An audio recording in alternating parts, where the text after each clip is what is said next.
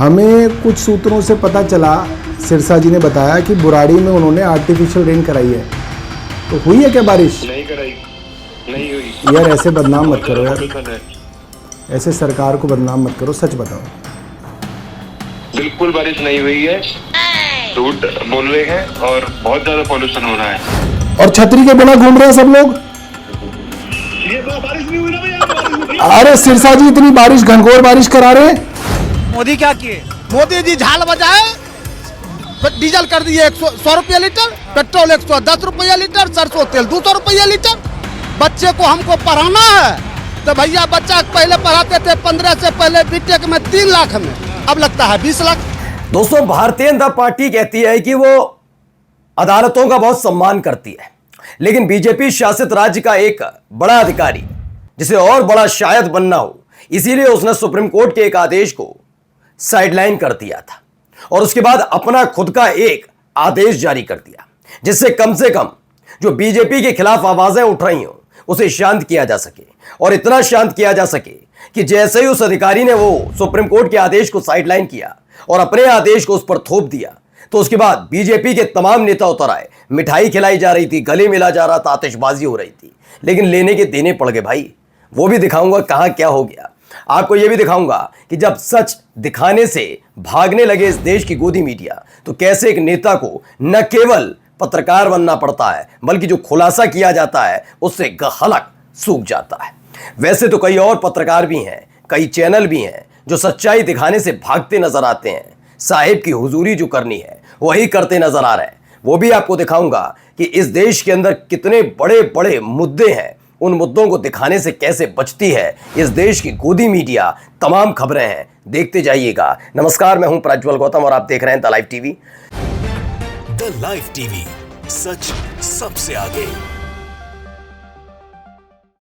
सबसे पहले बात मेरठ के उस कॉम्प्लेक्स की, उस सेंट्रल मार्केट की, जिसका ध्वस्तीकरण पिछले 2 से 3 दिन के भीतर चर्चा का विषय बना हुआ है।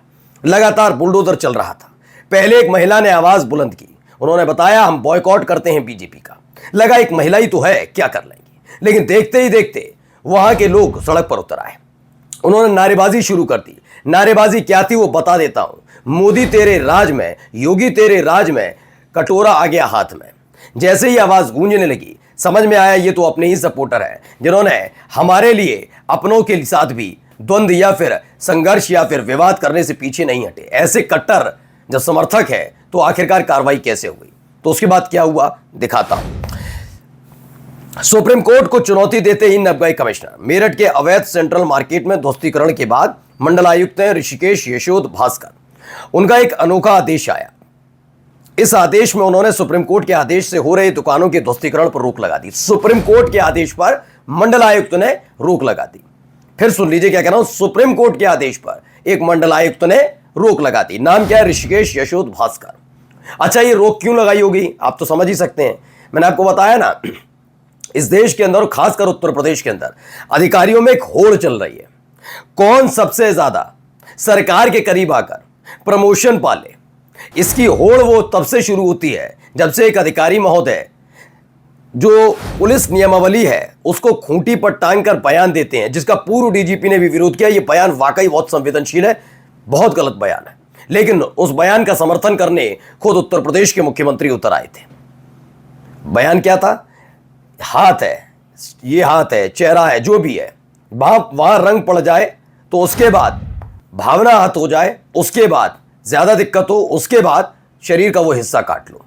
ये बयान अपने आप में कोई और दे तो समझ में आता है, लेकिन जब एक पुलिस अधिकारी देता है वाकई संवेदनशील होता है। लेकिन जब प्रदेश का मुखिया ही समर्थन करने पर उतर आए और ऊपर से उन्हें प्रमोशन दे, तो अधिकारियों के हौसले तो बुलंद होंगे ही। इसलिए अब सुप्रीम कोर्ट को भी चुनौती दे डाली इन मंडलायुक्त ने। क्या किया? ध्वस्त हुए कॉम्प्लेक्स का आवासीय प्लॉट, जिसका आवंटन 2012 में रद्द हुआ, कई करोड़ की उस सरकारी भूमि को कथित पीड़ितों को अस्थायी दुकानें लगाने के लिए कब्जा देने के आदेश दे दिए। इस आदेश को व्यापारियों के बीच दिखाकर बीजेपी के सांसद, विधायक, बीजेपी के नेताओं ने लड्डू बांटे, आतिशबाजी हुई। तभी सरकार से मंडलायुक्त के तबादले का आदेश आ गया, और आना भी था, क्योंकि सुप्रीम कोर्ट को चुनौती दी थी मंडलायुक्त ने। खैर, गलती इनके मंडलायुक्त की नहीं है, कमिश्नर की। मैंने कहा ना, जब आप उकसाएंगे, अधिकारियों को पार्टी बनने पर मजबूर करेंगे और वो संवैधानिक संस्थाओं को चुनौती देते नजर आएंगे तो आप सोचिए इस देश का क्या होगा। आगे देखिए, जरा मैं सुनाने जा रहा हूं या क्या कह रहे हैं, जरा इनको सुनिए। ये आम आदमी पार्टी के नेता भी हैं और केजरीवाल सरकार में मंत्री रहे, उन्होंने कुछ चीजें लेकर आए। सुनिए। हमने फोन लगा दिया है बुराड़ी के अपने पार्षद साथी गगन चौधरी को। गगन जी क्या हाल है? ठीक है, तो अब मैंने आपको कैमरे की तरफ कर दिया है, कैमरे में आपको रिकॉर्ड कर रहे हैं। हमें कुछ सूत्रों से पता चला, सिरसा जी ने बताया कि बुराड़ी में उन्होंने आर्टिफिशियल रेन कराई है, तो हुई है क्या बारिश? नहीं कराई, नहीं हुई यार ऐसे बदनाम मत करो यार, ऐसे सरकार को बदनाम मत करो, सच बताओ। बिल्कुल बारिश नहीं हुई है, झूठ बोल रहे हैं और बहुत ज्यादा पॉल्यूशन हो रहा है। दोस्तों हमारे साथ आ गए हैं अजय शर्मा जी। अजय भाई आपकी आवाज आ रही है? मेरी आवाज सुन पा रहे हो? तो आप इस वक्त मेरे कैमरे पे हो? हाँ जी भैया। आप कहाँ पे हो पहले ये बताओ। भैया बुराड़ी कर रहा हूँ, बुराड़ी। बुराड़ी में हो? हाँ जी भैया। कैसे मान लो बुराड़ी में हो, कुछ दिखाओ आसपास। लो भैया बुराड़ी में। कहाँ खड़े हो आप? बुराड़ी। कौन सी जगह खड़े हो जी? बुराड़ी, बुराड़ी। हाँ जी, कहाँ खड़े हो? बुराड़ी के अंदर। अच्छा ये अजय जी ये बताओ कि आपने रेनकोट पहना या नहीं पहना? नहीं भैया। और छतरी के बिना घूम रहे हैं सब लोग। ये बारिश नहीं हुई ना भैया, बारिश नहीं भैया। अरे सिरसा जी इतनी बारिश, घनघोर बारिश करा रहे हैं। यहाँ बारिश नहीं हुई है। नहीं। तो बिल्कुल डॉक्टर मुकेश कुमार कहते हैं जब मीडिया सच दिखाना बंद कर दे तो सबको खुद ही रिपोर्टर, पत्रकार, एंकर बन जाना चाहिए। सौरभ भारद्वाज कुछ दिनों से मीडिया का काम कर रहे हैं, हालांकि उनका एजेंडा राजनीतिक लाभ है, इसमें कोई शक नहीं, मगर टेक्नोलॉजी का इस्तेमाल करके वे दिल्ली और केंद्र सरकार को एक्सपोज कर रहे हैं और उसके साथ साथ मीडिया को भी एक्सपोज किया जा रहा है। यह आइडिया दूसरे राजनीतिक दलों के कार्यकर्ताओं, नेताओं के लिए भी उतना ही कारगर है। क्यों कह रहे हैं? क्योंकि यहाँ जरा देखिए यहाँ हो क्या रहा है। यहाँ नवभारत टाइम्स की खबर को देखिए, अलग अलग पत्रकार खड़े कर दिए गए, रिपोर्टर्स लखनऊ से, मुंबई से, दिल्ली से इन लोगों को खड़ा किया गया और क्या करवाया जा रहा है। रुक करते हैं छठ महापर्व पर आज आखिरी दिन है और ऐसे में खबर ये मिल रही है देश के राजधानी दिल्ली से कि प्रधानमंत्री नरेंद्र मोदी जो है सुनिए इसमें पूछा जा सकते हैं उगते हुए सूर्य को अर्घ देने के लिए, छठ पूजा में शामिल होने के लिए प्रधानमंत्री नरेंद्र मोदी जो है वो वासुदेव घाट पहुंच सकते हैं।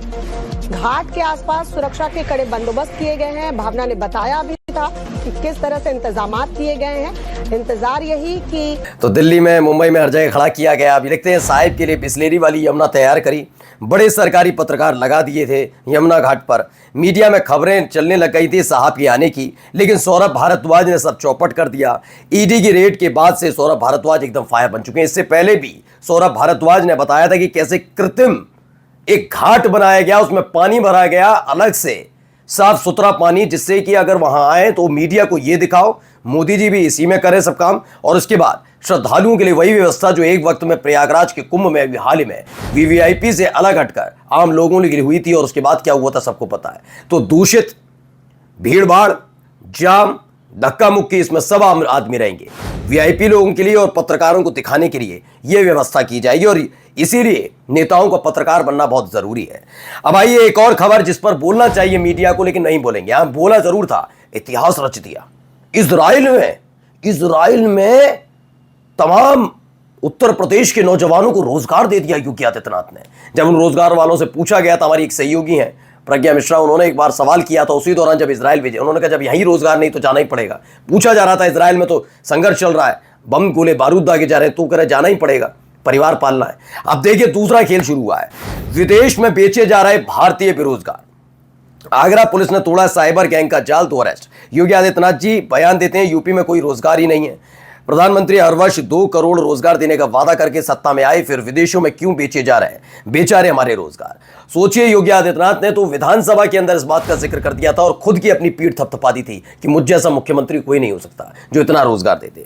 आइए अगला, 1.7 India deaths link to pollution. बताया गया 17 लाख लोगों की मौत हो गई सिर्फ पॉल्यूशन से, और कृत्रिम बारिश के नाम पर लोगों को बेवकूफ बनाया जा रहा है जिसकी पोल खुल रही है। लेकिन साहब के लिए बहुत शानदार पानी, बिल्कुल एयर प्यूरिफायर जैसे इस्तेमाल कहते हैं, वाटर प्यूरिफायर से आया हुआ पानी भरकर कृत्रिम यमुना बनाती जाती है कि आप यहां करिए, और मीडिया वालों को भी यहीं बुलाना है।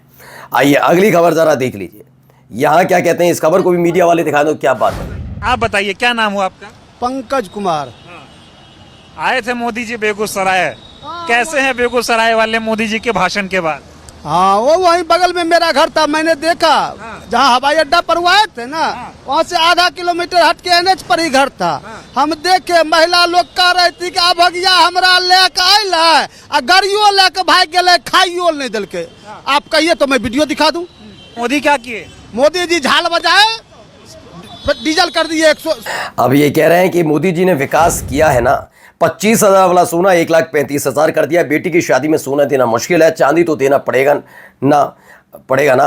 अगर मोदी जी को वोट किया तो लोहा देने के लायक भी नहीं रहेंगे। ये सब मतलब ये लोग कह रहे हैं। अब आइए डॉक्टर संपदा, जब डॉक्टर संपदा मुंडे ने इंसाफ मांगा, बीजेपी नेता और तंत्र ने उसे दबा दिया। इसको लेकर सुसाइड नोट में साफ लिखा है कि बीजेपी के पूर्व सांसद हैं रणजीत सिंह नाइक निम्बालकर ने उन पर दबाव बनाया, डराया, धमकाया। ऐसे में अब सवाल पूछा जा रहा है इनको कब मिलेगा। इंडियन यूथ कांग्रेस से उसने कहा फडणवीस जी, एक डॉक्टर ने न्याय मांगा, आपकी सरकार ने उसे मौत दी। डॉक्टर संपदा मुंडे की मौत आपकी जिम्मेदारी है, अब चुप्पी नहीं चलेगी, न्याय दो, इस्तीफा दो। इस पर कोई हल्ला नहीं। हल्ला अब देखिए इस पर भी। यूपी में करीब 70% मतदाताओं को एसआईआर में नहीं दिखाने होंगे कागजात। कौन है ये 70% मतदाता, इस पर भी विचार करना चाहिए। इसमें बताया गया 70% ऐसे मतदाता हैं जिनके नाम मतदाताओं में से लगभग 48 के नाम के नाम सीधे सीधे शामिल हैं। बाकी मतदाताओं, उनके माता पिता इत्यादि के नाम से सत्यापित कर लिए जाएंगे। राज्य में कुल 15,44,00,000 मतदाता हैं। और जाते आते खबर ये भी जरा देखिए, अमेजन ने तोहफा दिया है, 30,000 कर्मचारियों की छटनी का ऐलान कर दिया है। इस पर लिखती हैं प्रियंका भारती, इन सारे कर्मचारियों को महामानव रील बनाने की सलाह देंगे क्या? नमस्कार। द लाइव टीवी, सच सबसे आगे।